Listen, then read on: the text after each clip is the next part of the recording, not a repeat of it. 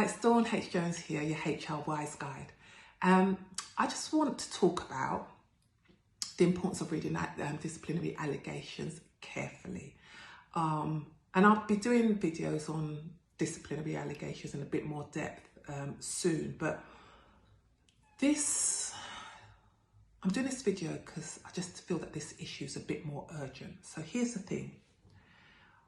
If you are an employee and you're facing disciplinary allegations, you know, your employer has informed you're facing disciplinary allegations, typically you are going to have so many things going through your mind. What does this mean? What's the disciplinary process? Fear may come into it, frustration. You may assume and presume many things. And all of these things can assail someone's mind who is going through a disciplinary process. What does this mean for my future? What does this mean for my family? And all of those things can begin to act as filter. They can begin to invite you to assume and presume things that aren't necessarily correct, jump to conclusions even. So here's the thing, I want you to be aware of that's what potentially could happen to you. And I want you to be aware of the downsides of that. You see, if you're not aware that, you know, you might not be seeing things clearly for whatever reason, and understandably so, and you then go and read the allegations against you, it's likely that you're reading the allegations through these filters instead of what is written in black and white on that letter. I want you to consider putting aside your feelings for a moment, how you're feeling. Get help and the support you need to manage those 100%.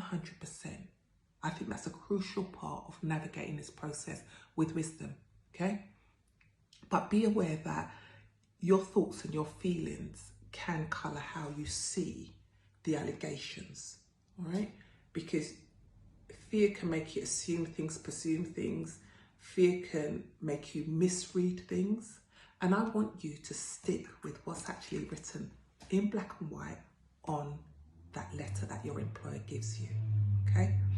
Because if you don't understand the allegations that are facing you from the onset, or you don't seek clarification if you don't understand them from the onset, then you're going to start off in the process from a place of disadvantage. So I want you, and I strongly encourage you, read what's in the letter and stick to that.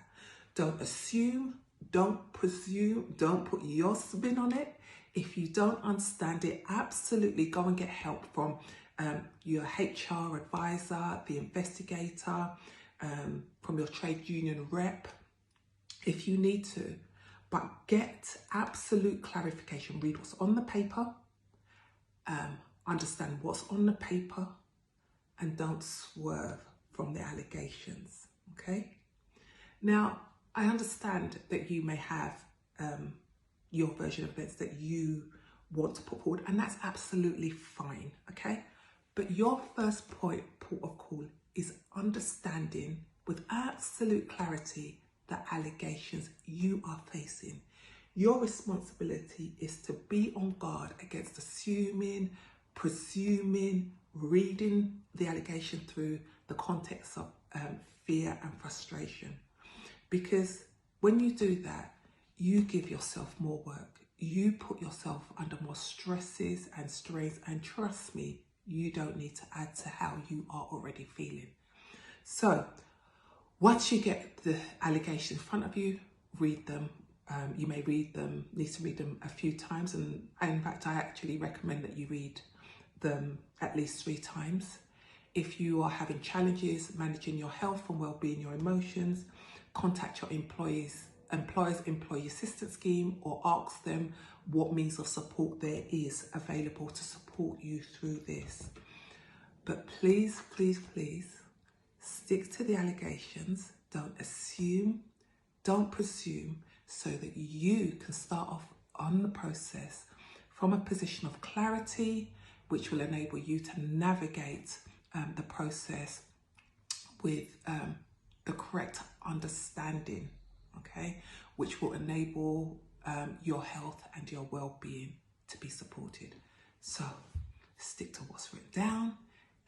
On the notification letter from your employer, if you need clarification, seek clarification, but don't let your assumptions, your presumptions, your fears or your frustrations mislead you. Thanks for listening, and remember, be HR wise. Bye-bye.